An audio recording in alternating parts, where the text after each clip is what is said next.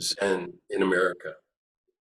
And he was senior brother in a way under Hakun, or under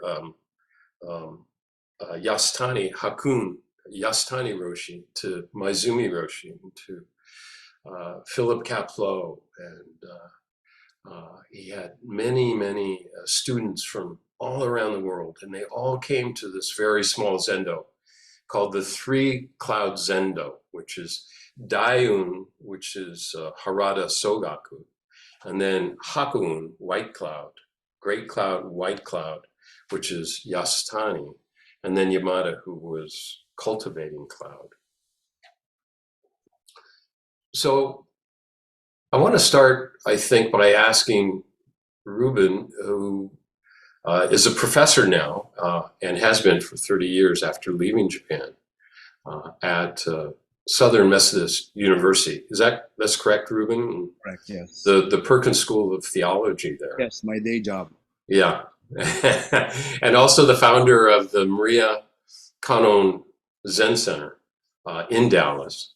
And I guess Dallas is getting quite a bit of weather here tonight, huh? Oh yeah, we're freezing tonight. Dallas. Which is why you're wearing your hat. That's right. And I thought maybe we could start by just asking Ruben to tell us a little bit about yourself and how you came to Japan as a scholar and as a Jesuit. I knew you as a Jesuit, and how did you come to finally meet Yamada Roshi? Okay, well, that's what brought me to Japan, being a Jesuit. I entered the Jesuits in the Philippines when I was in my late teens, right after 1 year of university, and then stayed and did some training for 5 or 6 years. And so in 1970, the Jesuits sent me to Japan to help with the work of the Jesuits there. And so they needed to hone me with the training in the language and Japanese culture and further studies. So my spiritual director at the time at the language school, which was in Kamakura, was Father Thomas Hand. And he had already been sitting in Zen with Yamada Koun Roshi. So he invited me to join him. So, well, a dutiful, obedient Jesuit as I was, I did. And so, and then I got hooked. Basically, that was it. And then on, I got more and more curious about Buddhism.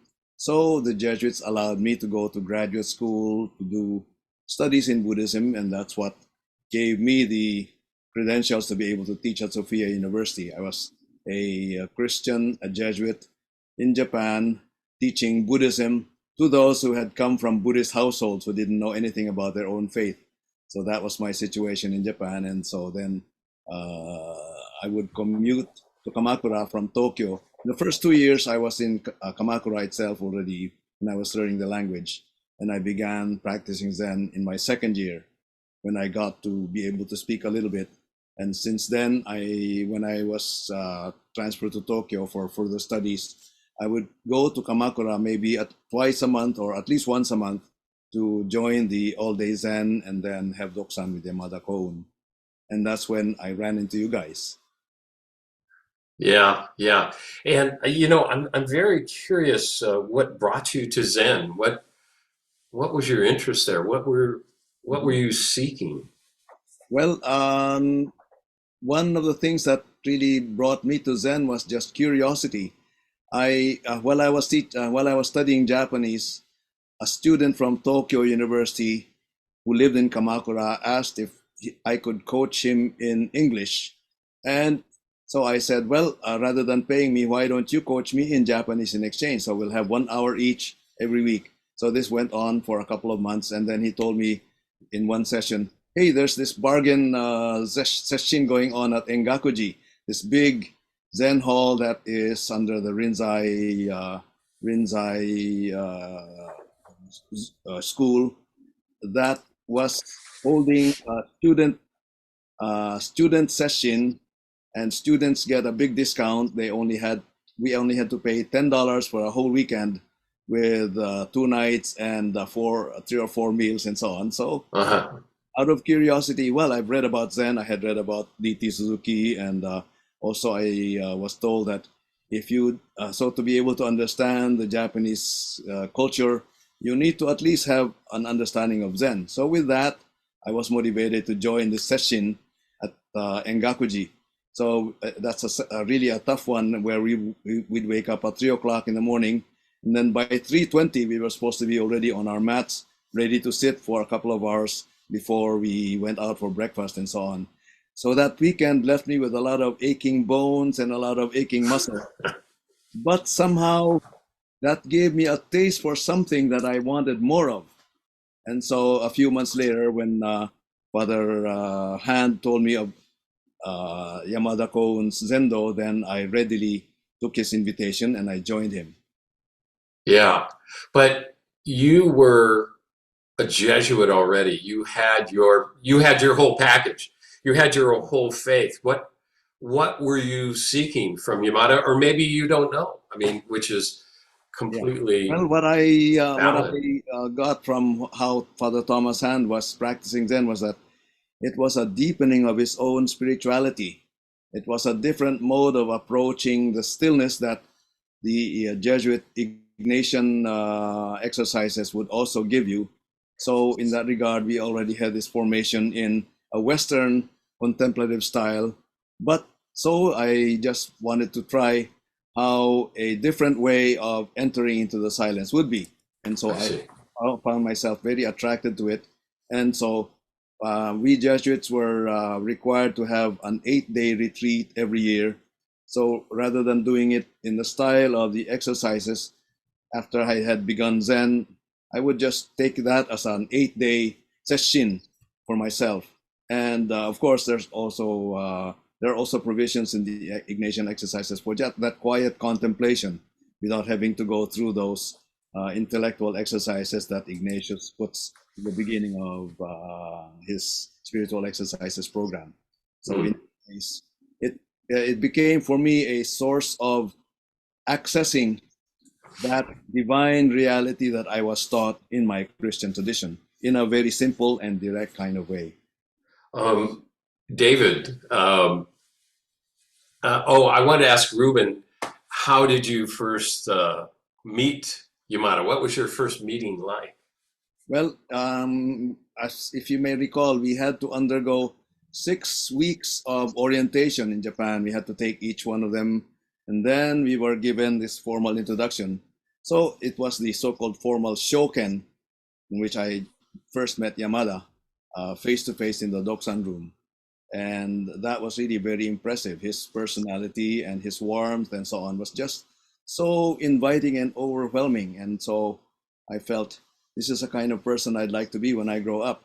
So I then felt so much at home under his guidance from then on. Mm, mm, yeah, yeah. David, how about yourself? What brought you to Japan to study with Yamada, and what was your first meeting like? Um, I was a graduate student at the University of Hawaii in the Asian religion department. I guess it was just the religion department. And I was asked if I was interested in going to Japan to do research, and I said yes. And I was accepted. So that was the reason I was going. Well, that's what got me there. I was I think I was suffering from culture shock, being in America after a long absence, and getting out of America sounded like a good idea. So I took it. And I was practicing at the Kokuan Zendo with the Diamond Sangha and John Tarrant at the time. And when I told Aiken Roshi that I was going to Japan, he offered to write a letter of introduction for me to Yamada, which I was kind of curious about, because he and I didn't have the greatest connection at that point. And I had told him that I didn't like koans, and he told me he couldn't help me. So I was wondering what kind of letter of introduction he was going to write me. But I took the letter of introduction, and as it happened, one morning before I left for Japan, I was in the kitchen there at Kokoan, and Paul Shepard walked in. He was living in Kamakura. He was like, did most of the translation of Yamada Roshi's stuff that's in English, and during sessions, he would do that live. And he walked in and he said, "Hey, I heard somebody's going to be coming to Japan. Who's that?" And I said, "Me." And he said, "Would you like a room in Kamakura in Omachi?" And I thought, "What's Omachi?" And I don't know. Tell me about it. So he told me about this, that there was a house controlled by the Zendo in Kamakura that foreigners could stay in for a pretty cheap price. And I thought, well, I've got a dormitory at a university in Tokyo because of my scholarship, and having a place in Kamakura sounded good, but I wasn't sure if I'd use it much. So I said yes, and that's how I got to Kamakura. That's how, on my first day in Kamakura, after getting to the house that I had a room in, and being given a bicycle to ride around on, and I went down to the station, and I went into the Tokyo department store and was marveling at the cost of everything being so astronomically high, when a voice came up behind me and said, "You must be the new guy in town." And it was you, John. First encounter. Talking about first meetings. My first meeting with Yamada happened not long after that. I didn't have to do 6 weeks of introductions because I had done that in Hawaii, and in Hawaii, 6 weeks is a lot. It's Hawaii. Time is different in Hawaii, and I was kind of, I didn't know what Aiken had written in the letter. He could have said, "Watch out for this guy. He doesn't like koans, and get rid of him as soon as you can." I don't know. I did know that I was going in to talk to you, someone that I consider to be probably the foremost expert in koan practice in the English-speaking and Japanese-speaking world in the world. And I'm about to tell him that I don't practice with koans because they just don't work for me. And he asked me, he said, "So what is your practice?" And I told him my practice was shikantaza, just sitting. I wasn't interested in koans. And he sucked air, which means like something difficult is happening. And then he said, "Whoa." He shook his head, and I knew something difficult happening.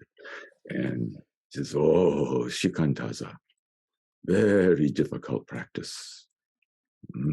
Not too many people come to realization with shikantaza." And then he says, after a pause, he says, "Maybe the last person who came to realization was shikantaza, Dogen." And then he says, "But I want you to come to realization with shikantaza. Please practice diligently." Could have knocked me over with a feather, and you still probably. I was not prepared for that. And as Ruben was saying, his caring and kindness, and how could at that time, late 70-year-old Japanese guy look like my Ukrainian grandfather? I don't know, but it sure felt that way. I see. Yeah, when I've heard that story before, David, I've just always felt that when he said, "I know you can," he was completely sincere about that. He wasn't taunting you. He was actually inviting you, and Yes. and that's the way he was, and I always felt that as long as I showed up and showed interest and more or less obeyed the rules, of which there are many in Japan, even at a place a little less formal than, say, Engakuji or Myoshinji or somewhere, that he would never abandon me, that he would always allow me to be there, which just that was part felt of the wonderful. source of Yeah. part of the source of my concern. Was I was telling him, I'm not going to follow the rules. I know the rules here are your practice is koan practice, I assumed, and found out otherwise, I guess. Yeah. Brought you to Japan, John? Yeah. Well, I thought I wanted to study Japanese, and while I was in Japan, I wanted to sit Zen as well. I had been commuting down to Zen Center of Los Angeles for a number of years, and I had helped start a Zen group up in Arcata, California, where I went to college. And so I had been working up in Alaska that summer to pay off my college loans, which I did. But I had a plan to go to Japan to study, as I said. And my parents were building a spec house down in Nevada City. And the second night there, I went to help my brother build the house. Second night there, we met an old student of Aitken's, and we decided to just get together. She was a yoga teacher for my brother and sister. We'd get together that Saturday, and she got a call from Aitken's people and said that he was in sesshin out at Gary Snyder's outside of Nevada City, and that she was welcome to come and listen to Teisho or talk. So I said, well, they can only kick me out, So I went along with her. Her name was Arlene, and listened to Aitken's talk. And then he came up to me afterward and says, "Oh, it looks like you've been meditating before."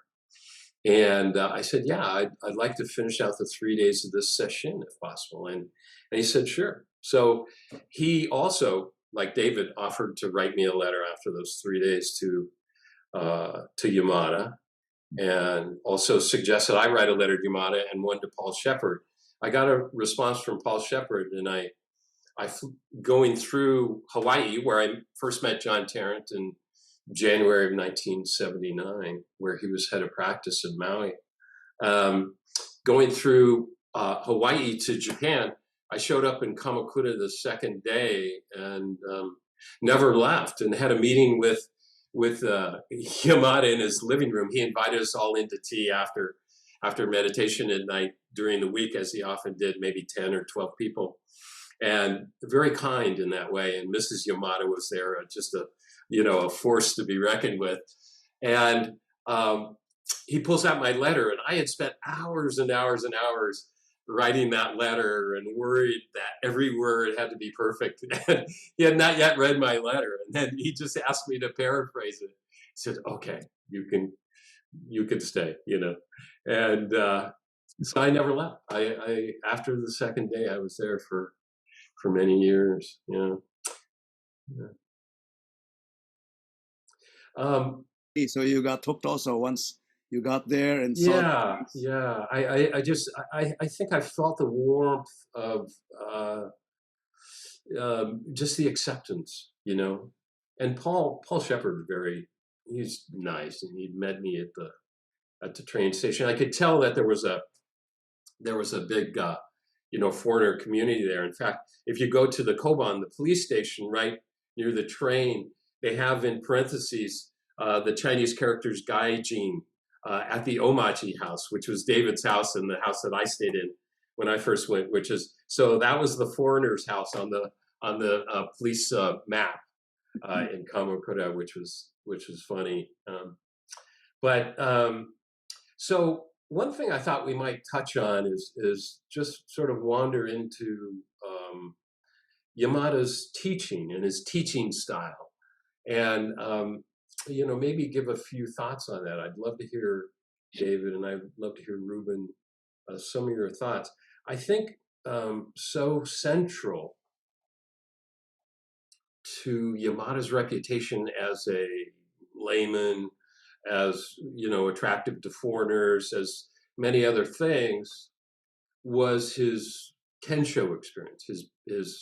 And he writes about that in not only the Three Pillars of Zen, which I think we're all pretty familiar with, but also in this book, which was not widely published, In Memoriam Koun Yamada Roshi, 7 years after he died. Most of the senior foreigners, not myself included, wrote a couple pages about their thanks to Yamada Roshi.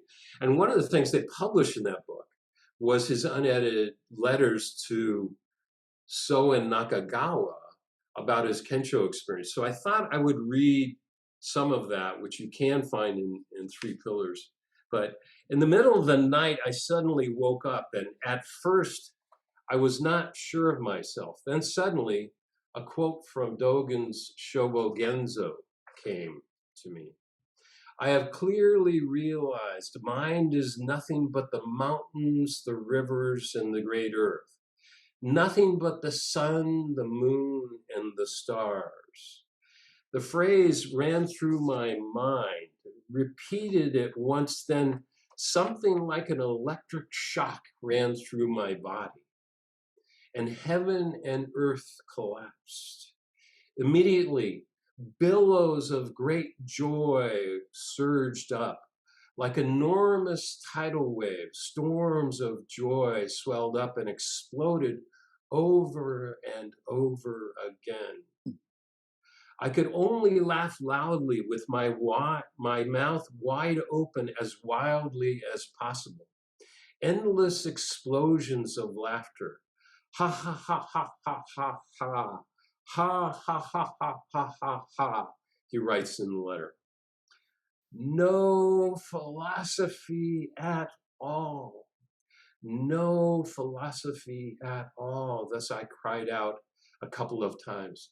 Ha ha ha ha ha ha ha. Ha ha ha ha ha. The empty sky split asunder, and with its huge mouth open, was laughing with its whole belly. Ha ha ha ha ha ha. Ha ha ha ha ha. Later, concerned for me, my family told me that it was not like human laughter. What really impressed me in reading this, I of course read this over and over again when I first got into Zen, and I was given a copy of the Three Pillars of Zen. And if you put my copy down, it would immediately open, like so many of us, to that experience, which so many of us so badly wanted. But what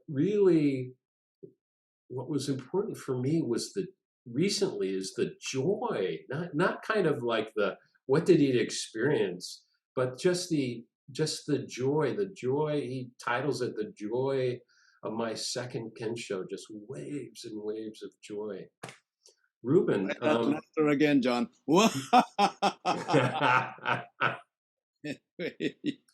yeah.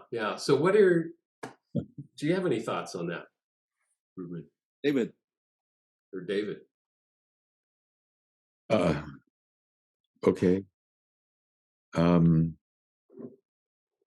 What are we talking about? We're talking about his teaching and his awakening. One thing I could say about his teaching was maybe two things. What I didn't say about in that first meeting with him, that is also part of his teaching, was after he encouraged me to keep practicing with Shikantaza, he asked me a question. He said, I want to ask you a question. I don't want you to think about it. I may ask you about it sometime. I don't know. And he proceeded to ask me about stopping the sound of the distant temple bell, which I did not know was a koan. So after telling him that I don't do koans, he gave me a koan. And I'm so grateful that I didn't talk to anybody about that, because if anybody would have told me, oh, that's a koan, I probably would have felt betrayed and left. Sly of him, surreptitious. And about his experience, which I had read, and my copy would open to that page also. And I asked him once about that, as he had approved an experience that I had had as, an awakening experience. And I thought, well, mine certainly didn't feel like his. It felt kind of puny, actually, when I started, comparisons are odious, but and I'm going, So I asked him about that. I says, your experience, my experience. And he says, well, when you put down a very heavy burden, your sense of relief is much less than when you put down a light burden. And I felt like, oh, thank you. Once again, I felt seen by him, and I felt his kindness in that explanation, and felt the truth of it. Yeah. I remember also taking that train from Tokyo to Kamakura because, I first of all, when I lived in Tokyo and needed to go to Kamakura for the weekend session or weekend Zen, that's the train that I would take, the Yokosuka line. And so as the train approaches a station called Ofuna, I remember there will be these sites of mountains, not huge mountains, but just hilly parts, and then there was a statue of a big white statue of a kannon right there on the left side, coming from Tokyo. And so I can just imagine that scenery when that happened. He was reading Dogen on the train, and then when he looked out the window, that must have been triggered by what he saw. So anyway, his whole Zen teaching, it seems, just flowed out from that initial experience. Well, initial, I say, it seems that he'd had some little glimpses of that world of Zen a few years back. You see, he was at this time about, 40-something years old. He started Zen from what I saw in his Wikipedia page, 1938, when he was in Manchuria, I believe. And then he went back to Japan and then started practicing with Asahina Sogen, who was then the abbot of Engakuji, the place where I had my own first session. And so, but it was not. So this big one, this big bang that he's talking about, came only several years after he had had a small glimpse here and there. And so anyway, that scene is something that I would imagine when I would take that train.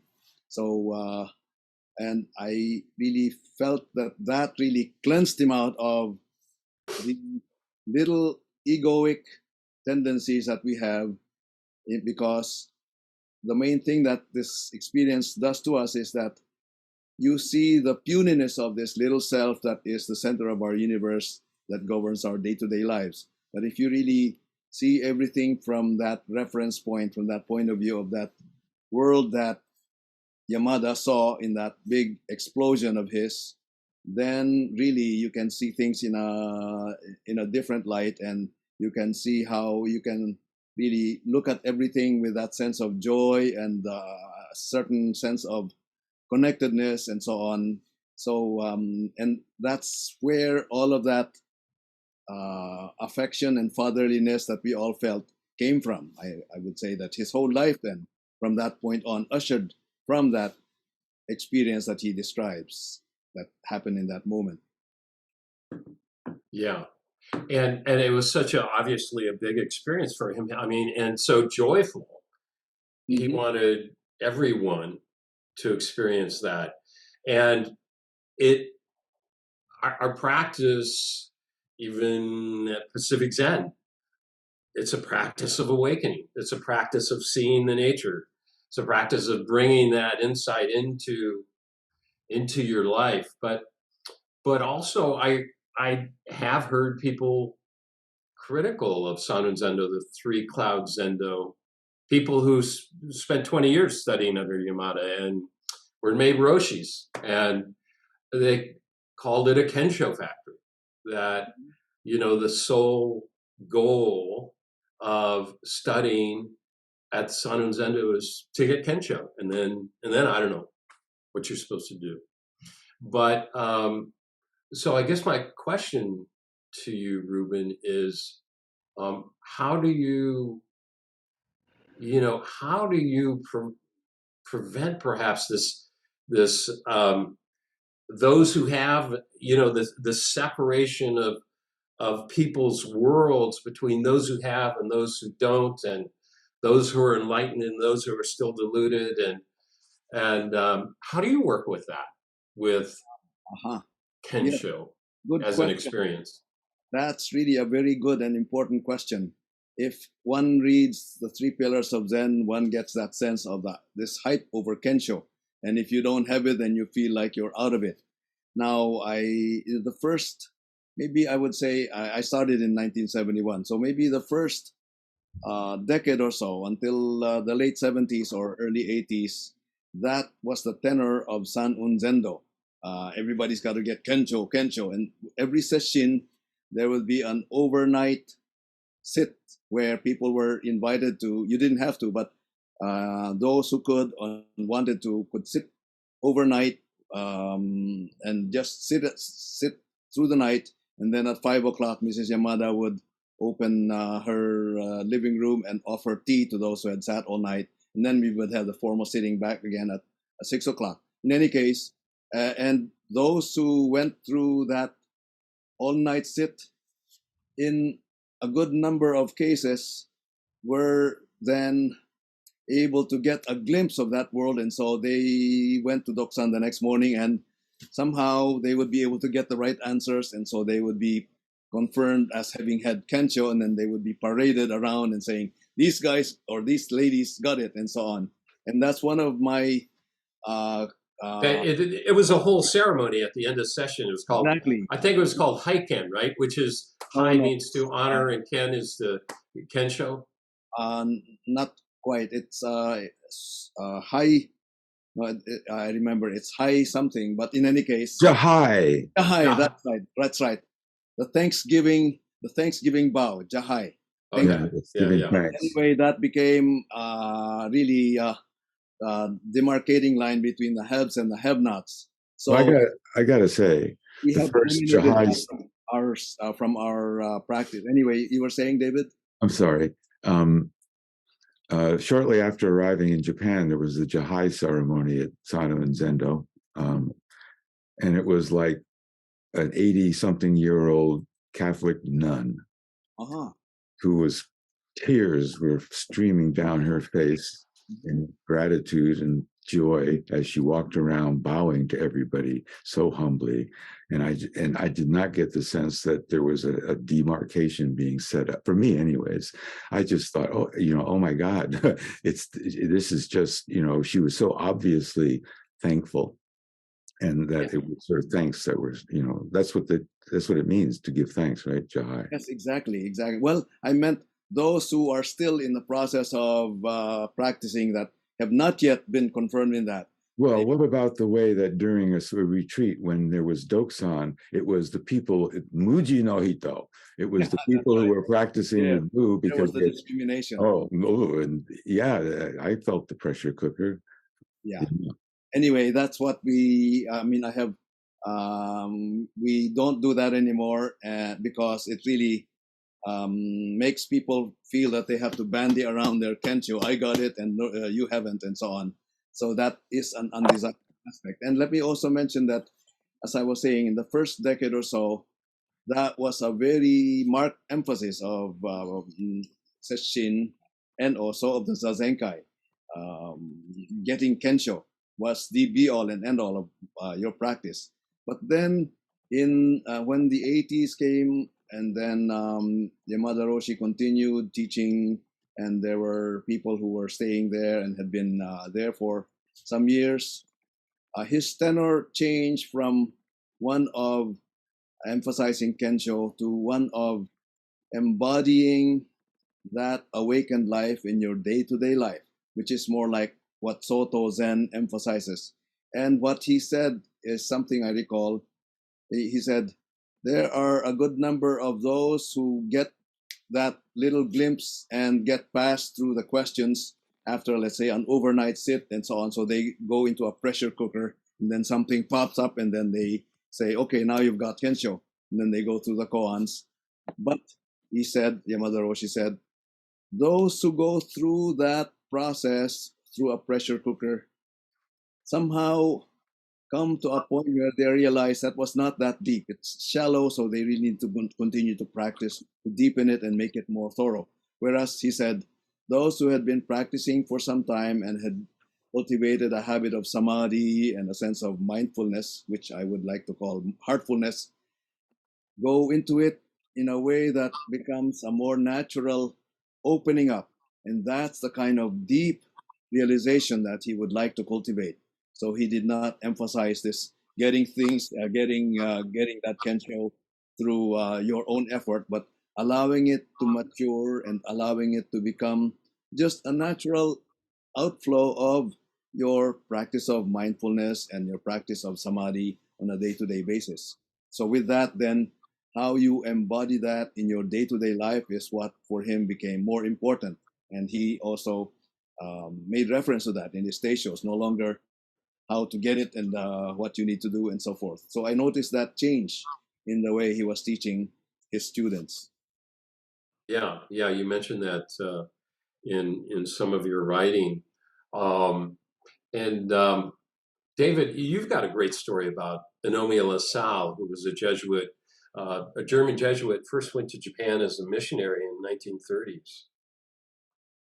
Yeah, as what Ben was saying about the Roshi's emphasis on integration.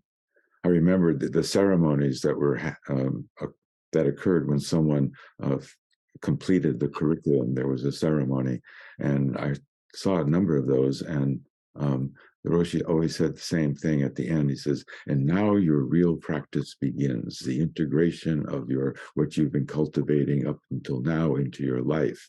And I always thought, why do you have to wait? But I was at the Zendo one day cleaning up, and as I was in the courtyard, the Roshi and Father LaSalle came out of the house, as Father LaSalle had been visiting the Roshi. He had come down from Tokyo for a visit, as the Roshi was his teacher. And, Father LaSalle was 90 something at the time, I guess.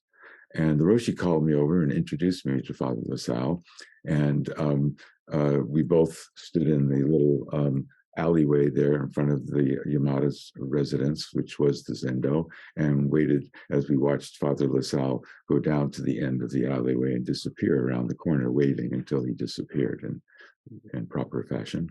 And then the Roshi turned to me and he said, when it comes to the integration of practice into their lives, he is my teacher. Mm-hmm. Oh, thank you. Talking about Father Sal, I also have a lot of nostalgic memories about him. So it seems that when he was confirmed for Kensho, he admitted to people that it was not like an explosive thing that we read about in Yamada Koun's experience. For him, it was just like a kind of oh. So it's a kind of a shift in perspective that didn't bring him any powerful emotions, but it was a kind of a relief that something had been lifted, and so it was just a light thing. And then later on, at some point, Yamada Koun was talking about Father LaSalle in a tea ceremony, in an after session or after all day Zen tea, where we had the chance to chat and talk about day-to-day business or any gossip or whatever. But so Yamada Roshi mentioned that precisely what David said.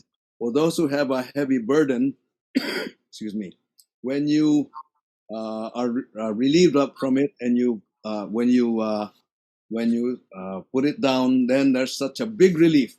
But when it's a light burden, then you just put it down and no big deal. So for Father Lasal, it seems Yamada Roshi indicated he may have he already had a glimpse of that world, and through his spiritual practice, with the exercises and so on. And by the way, he had been practicing Zen for about 30 years before he was confirmed for Kensho. He had started with Harada Sogaku Roshi, Right. The grandfather of us all in terms of founding the Sambo Zen lineage. And so he didn't get anywhere with him, so to speak, and then went directly to Yamada. So with that, then it seems from Yamada's point of view, with what he told us during this tea time, that that Father Lasal already had a glimpse of it, and he was already living it. But his idea of what Zen enlightenment was all about was in his mind, and it did not match up with what he had been experiencing. But so when finally Yamada Roshi kind of guided him, and he said, "Oh, that's it," and it seems like he had known that world already, and it just was a matter of matching his concept of it with what he already had been living.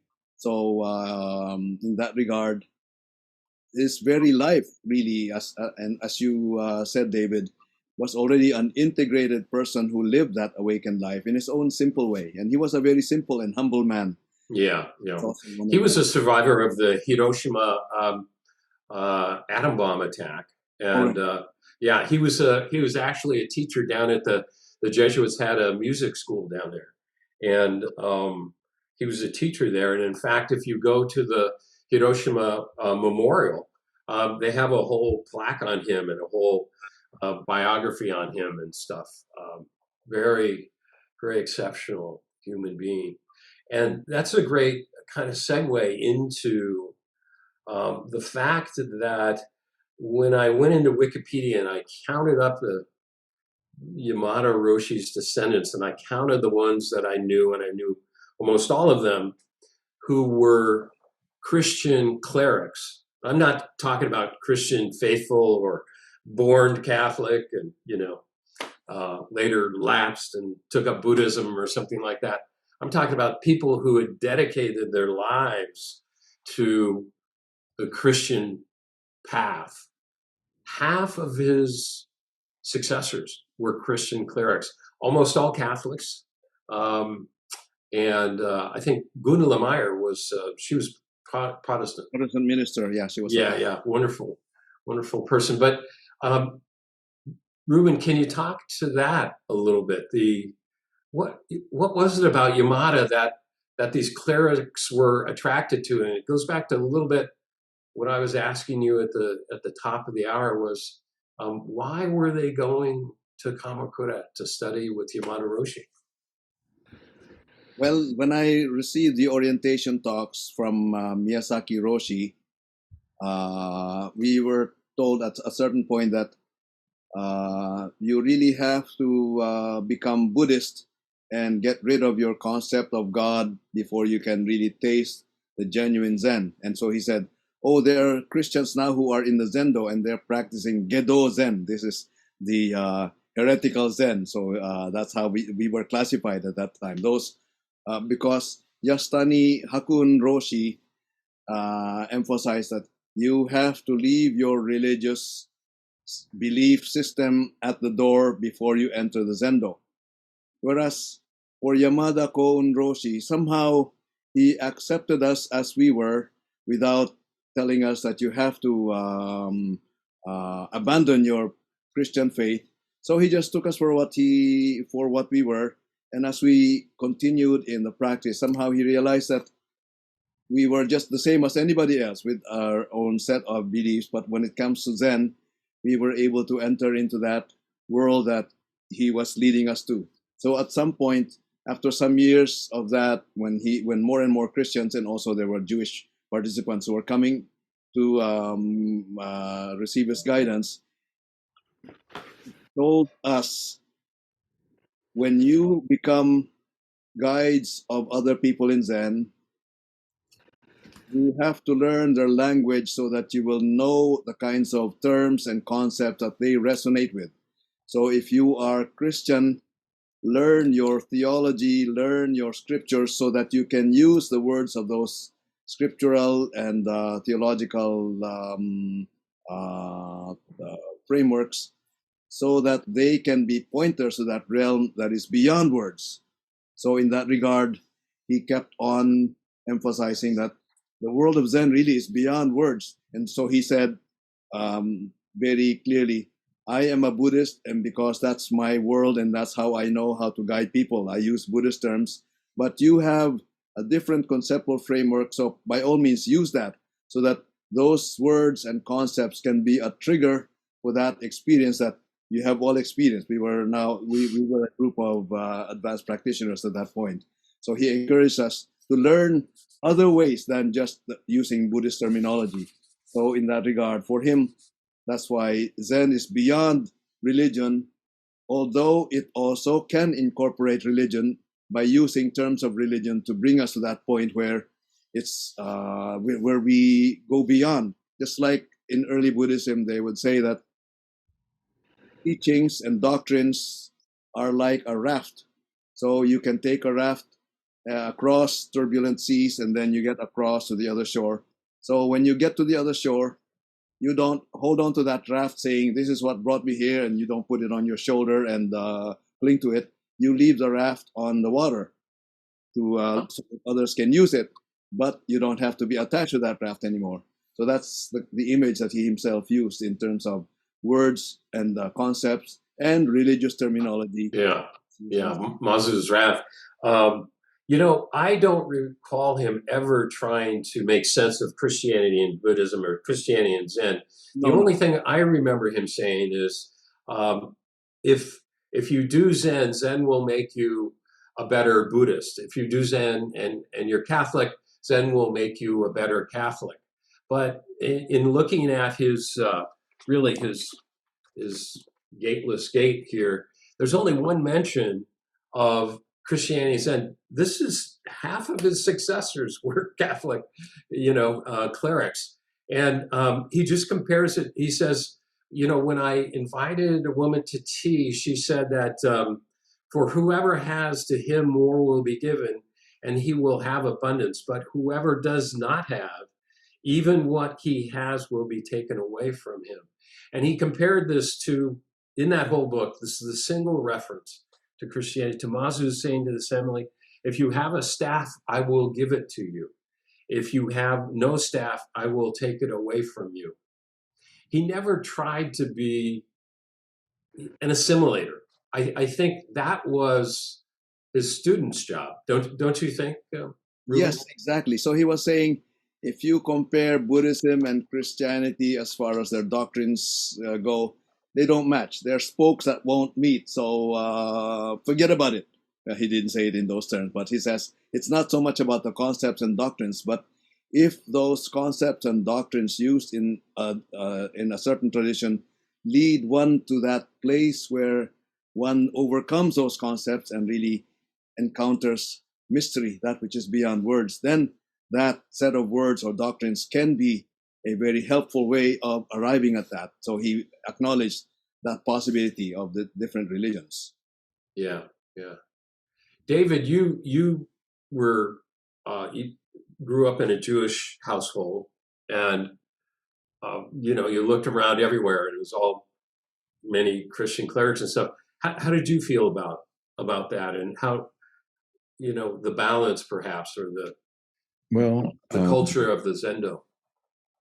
Yeah, as I've been listening to Ben and you talking about the Roshi's relations to Christians and clerics and Christianity and all, I found myself unable to separate the community of practitioners who were Christian clerics and how they were, for me, it was quite a healing experience to, it reminded me of the first time I met Ben. I didn't tell you about the first time I met Ben's story. It was, yeah.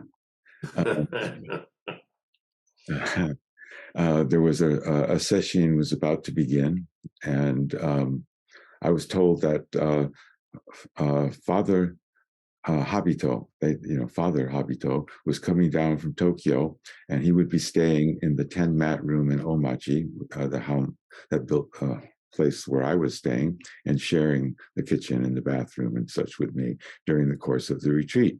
And I thought, ooh, Father Habito, I'm going to have to be careful about what I do now, and can't just have a beer when I get back from sitting at night, because the zendo was designed for 26 people and there were 60 people at the sesshin. So if you lived in Kamakura, you were asked to stay home and commute, which had its advantages and its disadvantages. So I was resigned to sort of being good during the retreat when I went home, and no cookies and whatever. And I walked into the kitchen, and Ben was sitting at the table with a glass and 2 big beer. He says, "You want a beer?" And I did, and we did, and it was great. And I thought, wow. But I had many experiences with professional, clerics, any kind of religion. It wouldn't matter, really. I was kind of anti-religious at the point, I think, who were just humans. And we had this common practice together, and a language that we could talk to each other that I understood, and that they understood it, and they could talk to me using Christian terminology, was so enriching for me. During the sessions, when we had a sutra service inside the zendo, in the dojo there was a mass going on in the living room held by the Christians, right? Right. Yes. I remember that the Catholics were given a room adjacent to the zendo. So while the Buddhists were chanting the morning chants, we could have our Eucharistic celebration there, and then we would come together just before breakfast. Go ahead, David. Sorry. I was, I asked if I could go to one of the masses. I'd never been to a mass before, and they said, "Sure, come on." Can't take can't eat the bread or drink the wine, but you can certainly participate. And for me, this is part of my sesshin, going to a Catholic mass. And the whole boundaries between traditions started to dissolve, and they're still dissolving. Mm-hmm. Talking about beer and such. Well, I also got to see a human side of Yamada Koun Roshi. Whenever I would go to the Philippines for my home trips, I would come back to Japan with a box of cigars as a gift for him, and I could see he enjoyed those cigars until Mrs. Yamada forbade me from bringing any more because she was worried about his health. But I think there was a write-up somewhere about him, about this cigar smoking hotel executive who was a Zen master, and that was him. Yeah, when I first started meditating with Lama Yeshe and Lama Zopa in Nepal, when I left, a friend gave me a list of places that I might check out in various parts of the world that they had been to, and he said, "And if you go to Japan, I don't know the name of this teacher, but there is a cigar smoking, television watching Zen teacher that you absolutely want to avoid." And now I had been in Kamakura for a couple of years before one time when we were invited into the Yamada's living room for tea and listening to Beethoven or something. And the Roshi, I love the Ninth Symphony. And we're drinking tea, and the Roshi's drinking tea. Then he got up and he went back to his office, and he came back holding a box. It might have been one of the boxes you gave him, because it was a box of cigars. And he took out a cigar, and he had decided to stop smoking for that night anyways. And he lit up a cigar, and we're watching television, and suddenly I realized that this is the guy I was warned against when 5 years before, when I was in Kathmandu, and it was kind of funny. Yes, and he also loved parties. Well, it was Mrs. Yamada, whom I recall fondly, who was the quote instigator of these parties. She would invite the sitters after a sit and we're done for the night or so to come in on certain occasions and oh come on let's sit. So she would offer cakes and tea and so on, and she would put on music, the kind of thing that you dance to. So a good number of us would be dancing and so on, and the Roshi would just sit there in his easy chair watching all of us and just enjoying himself, just watching, but he never budged from it. But I remember Sister Elaine, who was also at that time already, she was a very respected nun who would also join in the dancing. And so she was trying to get Yamada Roshi to come up. Come on, Roshi, come on and dance. But he would, that's where he drew the line, it seems. I'm, Yeah. I'm glad Yamada was dancing.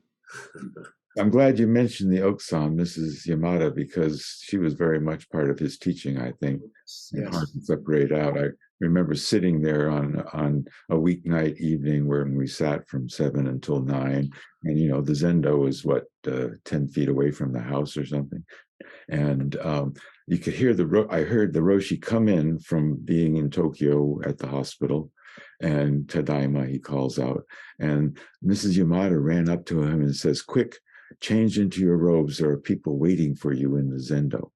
And I thought, leave the guy alone, give him a break. He just came down from Tokyo, an hour commute, and you're pushing him to come in here for. But the thing was, when we were invited in for tea after he had been doing doksan after a long day of work, he had been invigorated, and she knew that. Yes. Talking about Mrs. Yamada again, this Kensho experience that he writes about, I don't know whether it's written there, but I heard, or maybe it is written there, that when he started laughing out loud on the train, he said, "Shh, it's a public place. Don't you behave in such a silly way." So he tried to hold that himself and then just try to be quiet about it. And then it was later on at night that it exploded. So she was trying to kind of prevent him from acting strange in front of so many people on the train. Yeah, in walking home from the train station, he says, I really feel I could be great. And she said, well, that's going to leave me out of it. He says, no, I'm going to bring you along. Wow. Which is really lovely. Yeah. Thing to say. Yes. Yeah. My experience with Catholic, I grew up Catholic, of course, and so I was used to it, but I didn't really feel, that it was a faction that, people were treated especially, except for some of the people who came from Europe. They had to get back to Europe, and so they were given doksan every night during the weekday. But other than that, I used to attend the mass, and it was interesting because I hadn't gone to mass in a decade or two as a Catholic, and then I began to reattend. And at first, I was a warm weather Catholic. I have to admit, the zendo was freezing with snow outside, and the mass was being held in Yamada's living room. But then I kind of found something, familiar in it for me, and though I didn't feel like I was Catholic again, it was some common touch in my life. And then I asked to take Jukai, the vows, what we call refuge. And I remember Miyazaki, who was Yamada's assistant, Roshi, called up and said, well, because you're Catholic, we're not going to let you take Jukai. That's a Buddhist ceremony. People like Joan Rick had taken Jukai, and there was some crossover going on. But I think they decided to draw a bright line, and I know it just really crushed me because I felt like I wasn't being accepted. Of course, that was me. That wasn't them. They were fully accepting of me. But I don't know whether it was Yamada Koun who made that line. I think it may have been Miyazaki. Yes, I was thinking that. Great hard line, by the book kind of person. Yeah, who followed Yastani Roshi's guidelines more than Yamada's, I think. Yeah, yeah. With regard to the the Jesuits and the Marists and the Maryknols and the Benedictines, I was so glad when David Weinstein showed up because, even though I love those people, we didn't really go out drinking very much together. And I needed a drinking buddy, and David was it. So we had a good time together. Yeah, yeah. You were actually a tremendous amount of fun, Ruben. Yes. Speaking I about always recall that. speaking about Miyazaki and his role in the zendo as sort of top sergeant, drill master, or something. Right. And he was an admiral in the Navy, right? Yes, that's right. A Navy admiral. He had two ships sunk underneath him. Is the legend, I think. Miyazaki Roshi. Yeah. I remember one winter when we were, freezing our butts off in the zendo, and they hadn't put in kerosene heater yet, and there was just paper between us and outside. And Miyazaki was yelling at us because we were wearing socks and telling us that the monks at AAG didn't wear socks in the deep snow of the mountains. Blah, blah, blah. So that night when Yamada Roshi came in for his closing words after everything, he looked around and he was talking, and you could see you could see his breath as he's talking. He's going, "It's very cold. I've been thinking, those things that in Europe, those things that the women use when it's cold. What are they called? Muffs. I'm thinking we should get muffs, and for people." And when the rule about you couldn't do Jukai because of, that sounds like Miyazaki, not Yamada. Yeah. When I confessed to Yamada that I thought the retreat where there was no teisho and there was no sutra service, and we just sat and we went to Doksan, was my favorite one. He leaned forward and he says, "Yeah, mine too, but they won't let me do it but once a year." I'd like to bring John and Allison in for comment in a minute, but I thought maybe we could end up, the three of us, with just recollections, the final remembrance of Yamada. Like maybe what was the last time you saw him, and what has he meant since his passing in 1989? David, you go first.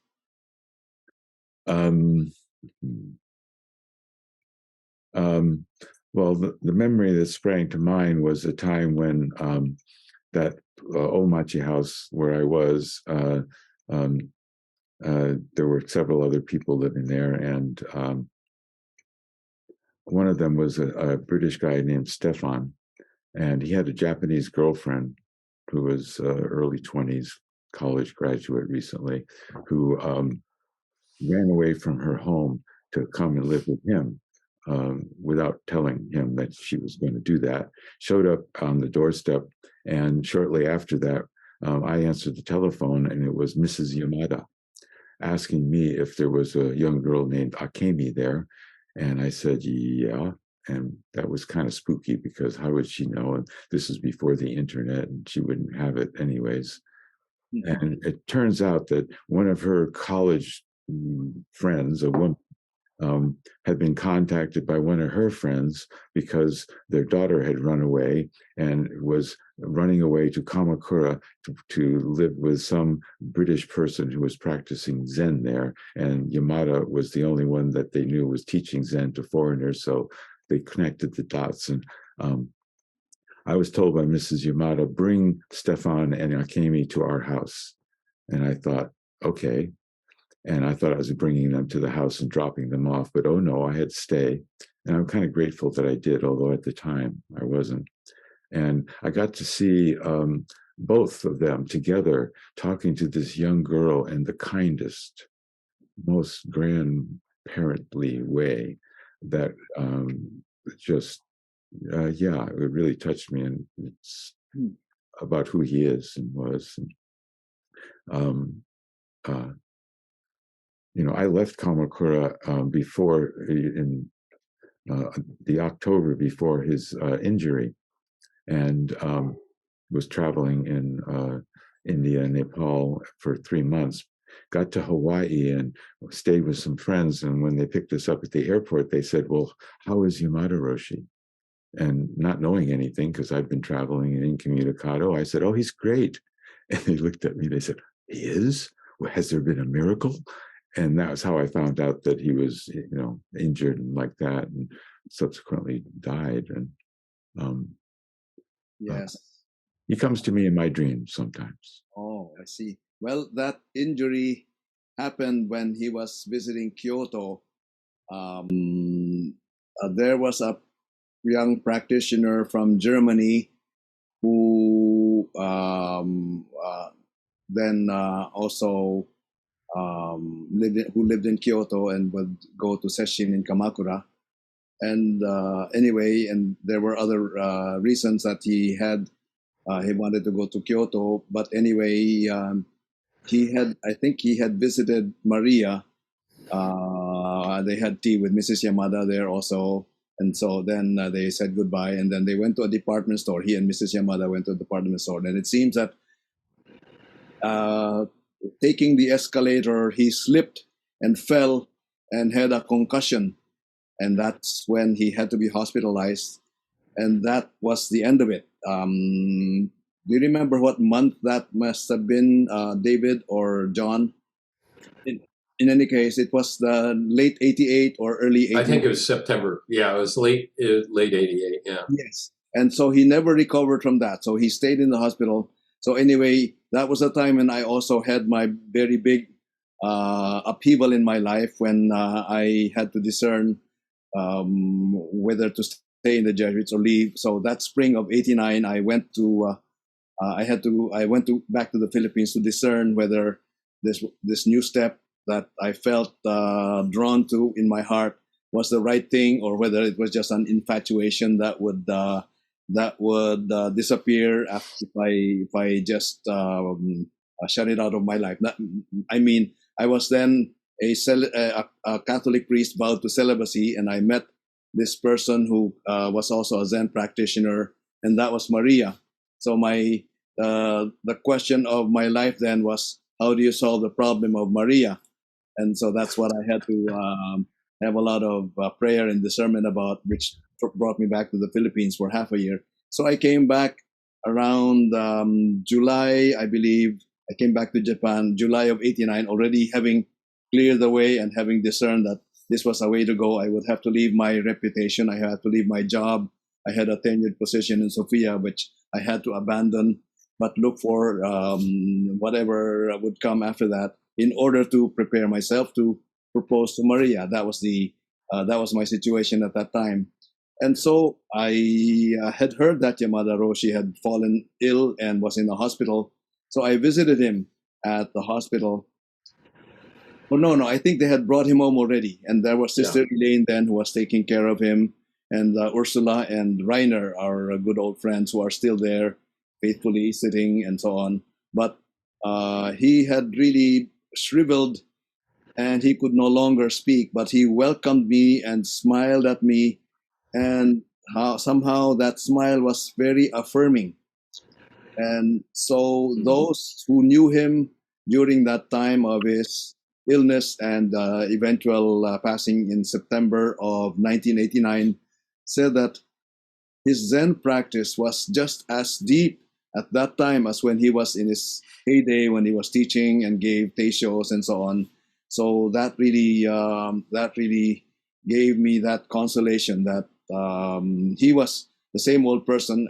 Although he was incapacitated, he could not talk anymore. He had lost most of his teeth, but that smile that he gave me, that affirmation that he gave me, was so uplifting and so empowering, and I'm ever grateful to him. Yeah, he fell down the stairs the very weekend that I returned back to the States permanently, and I don't know how I heard that he had an accident, so maybe from Reiner and Ursula, who I kept in touch with, or Paul, but.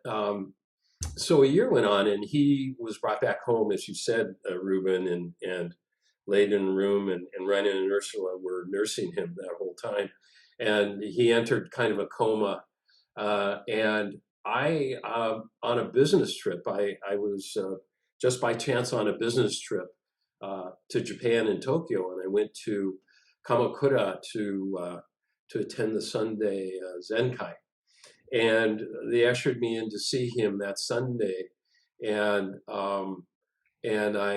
he was not speaking anymore, and he's just white, and it was clear that he was not long for the world, and so I said my goodbyes and left, and then I got news on that Wednesday. I was still in Tokyo. I got news on that Wednesday that he had passed, and then on that Friday I had a business dinner, and I canceled the business dinner. I went down to Kamakura, and they had what was called a tsuya, which is a wake, and and his body was in a casket, and it was at the head of the zendo. And this is a small zendo. There's 13 tatami mats on each side.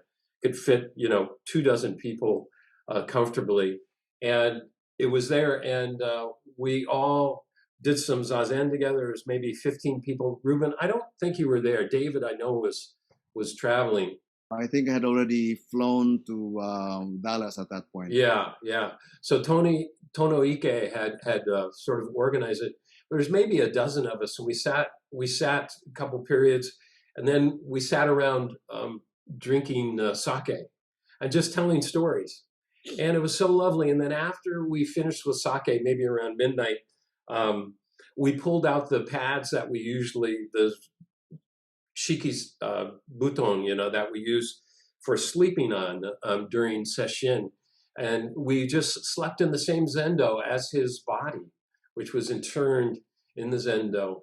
And I remember I just had the most wonderful, wonderful sleep that night.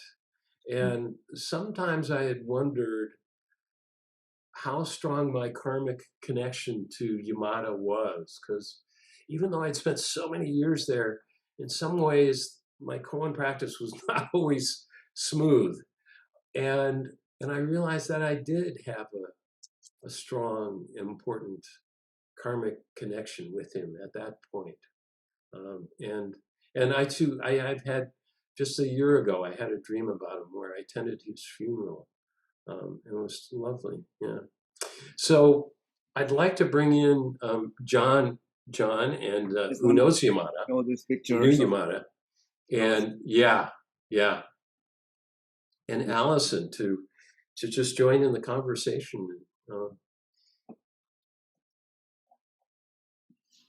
Yeah, I knew him only when he came to visit Hawaii and Maui, and he'd come and he'd usually hold a bit of a session, and he'd also interview the senior students of Robert Aitken, or really people who were in advanced con work, And so I had when he did come, one had quite a lot of access to him because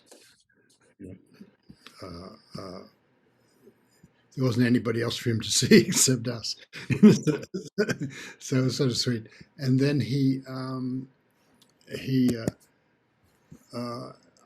I really liked him, and he was very informal by comparison. He'd always like to take you out to dinner, and he wouldn't let you pay. Like, he wouldn't let us pay. Like, he'd take about 4 or 5 people out to dinner, and he'd pay for it, and which is a very generous kind of thing.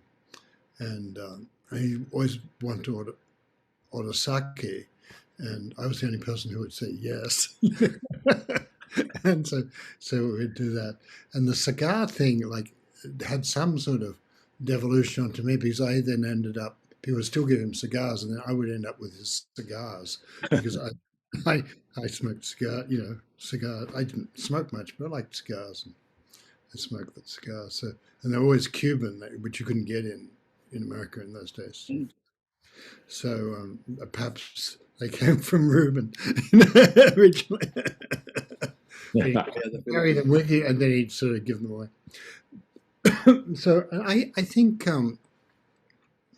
I also heard him say more than once, and I think I read some, that he didn't really think, and I think he had a lot of views about things. I think that was part of his generosity, that he didn't just have one view always about something.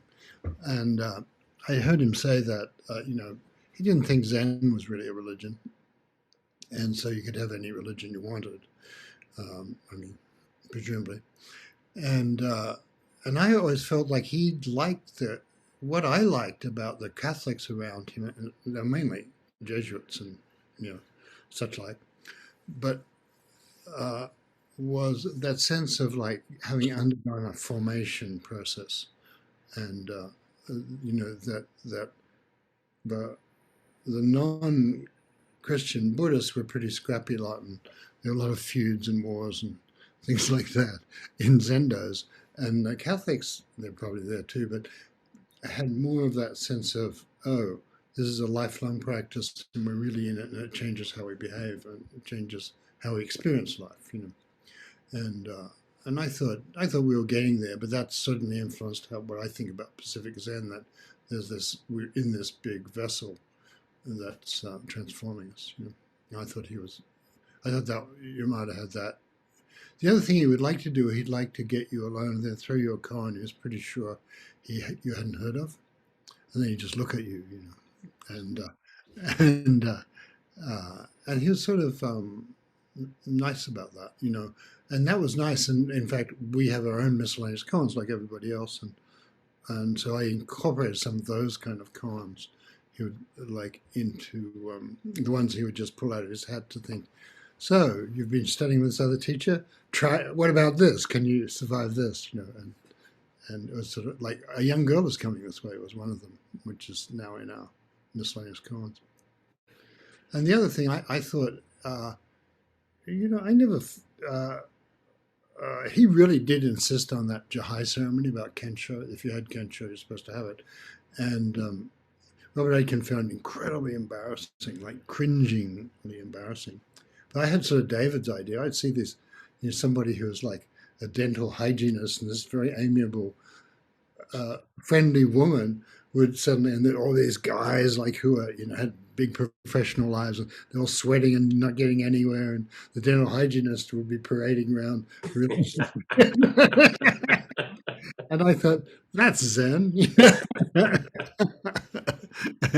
and I actually felt was encouraged by that, and I didn't mind at all. But he did hold my Jahai ceremony up for months and months and months and then Yamada, because he quietly dropped it.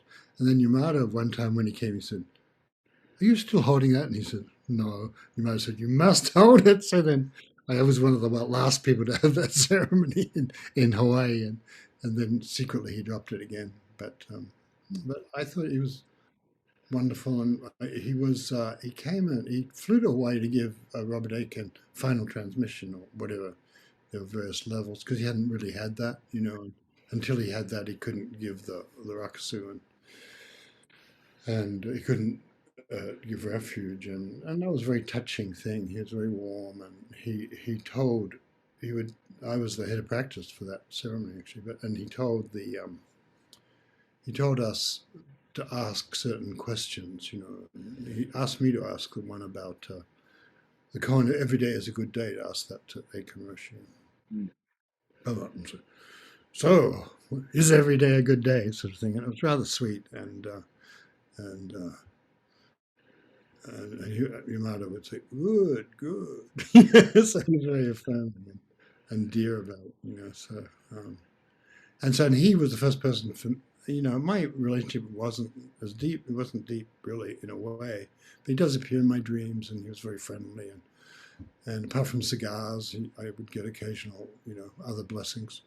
and he would, and he did tell me I should teach, which wasn't necessarily clear at that stage that I would, or even would be asked to, because they didn't really have teachers at that time.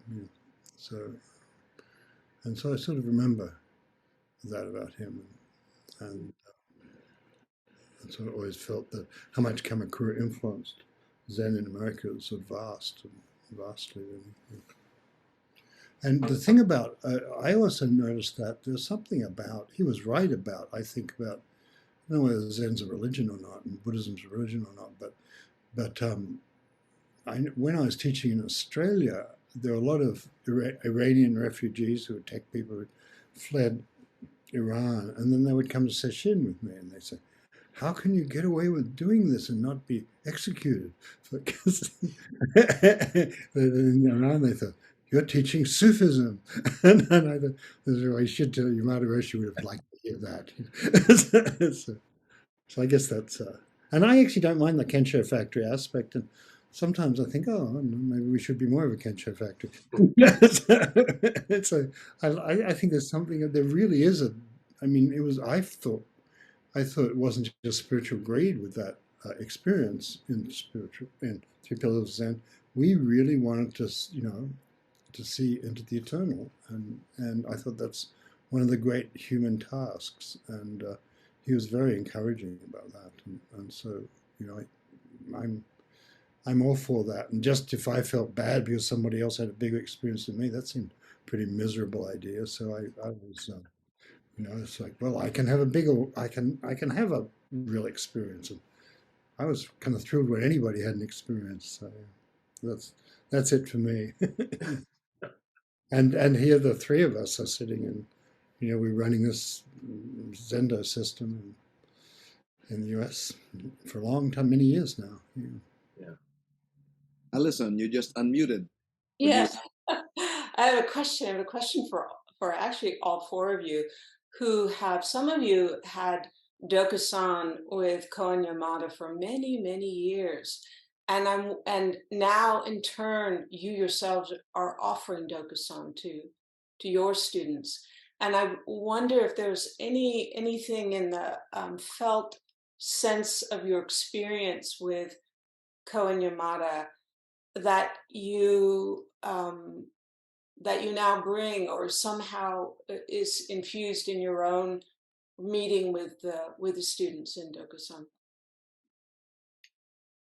Well, maybe it's not fully conscious, but that's where we learned Doksan by receiving it from him. And so it's only natural that whatever we learned is how we can impart it to others. So that's how I would look at it. Maybe I did not have an intentional way of doing it this way, following him or copying him, but somehow he had always that listening ear, and he would always point to the matter at hand. If you were digressing with other stories and so on, he would just bring you back. And so that's something that I felt I can also acknowledge, having learned from him. So I'm grateful for that. John and David. David, please. Yeah.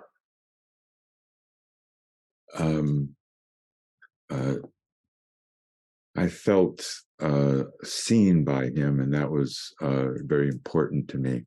And I think I'm aware that I want to see the other person clearly the way I felt he saw me.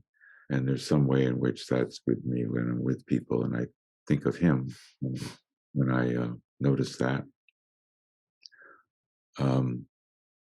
I also think of him as I'm asking people to talk about how the koan is in their life, because that was something he didn't do.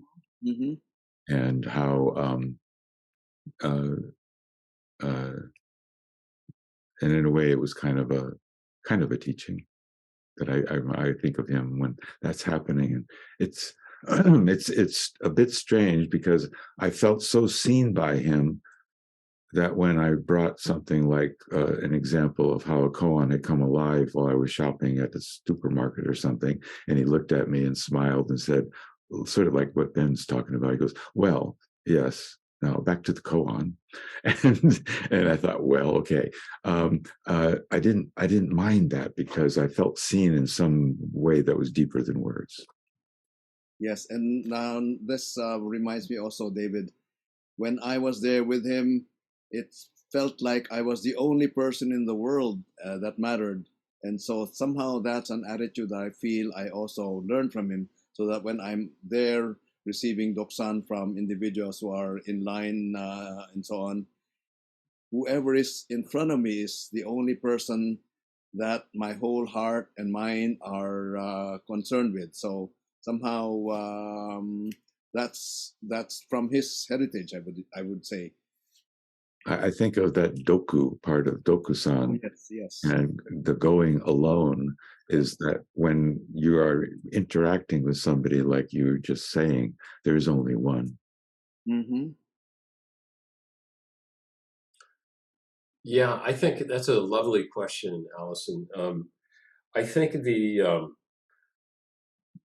what's most important that I got from him was this just um, unabridged, unmitigated acceptance of where I was at any point in time, and how whatever I brought, to the Doksan room was okay, and so I actually, when I work with people, I feel that, and I think of him actually often in that regard. This acceptance of where somebody is at any point in time.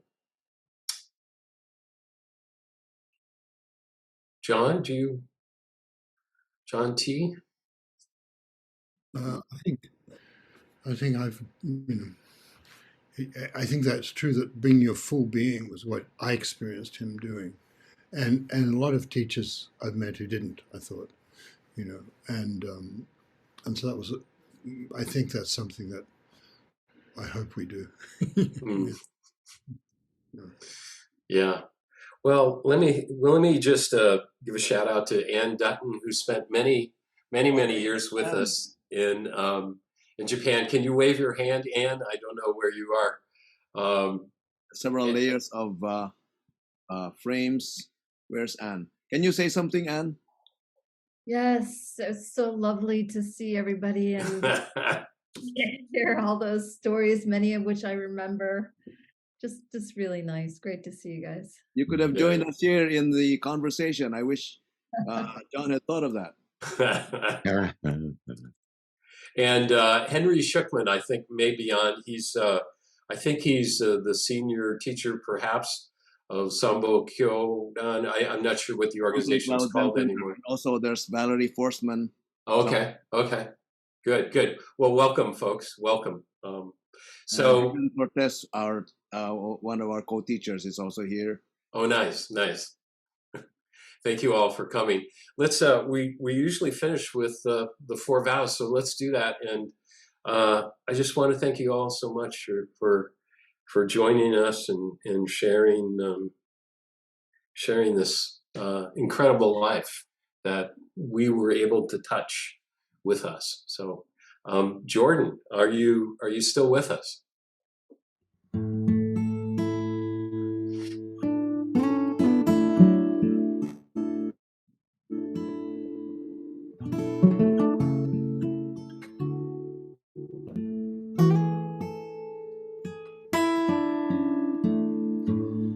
I've had away all the dreams of the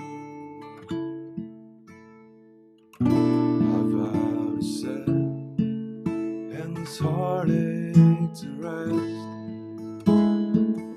I've vowed to walk through every wisdom gate.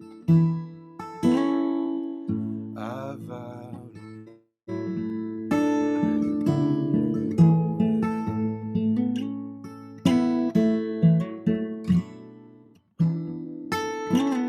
I've vowed away all the queens of the world. I've vowed to set endless heartache to rest. I've vowed to walk through every wisdom gate. I've vowed to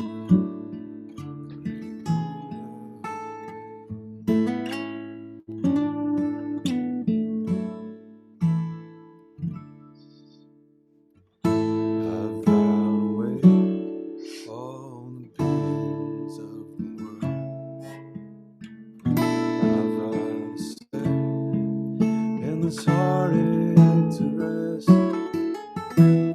I found and walked through every wisdom gate, and I found a link, great Buddha way.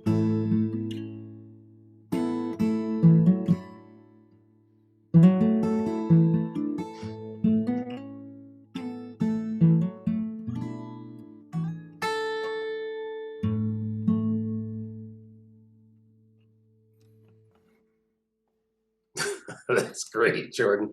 Well, thank you all again. PacificZen.org, and find out what we have going on next. And all have a good night. Thank you, everyone.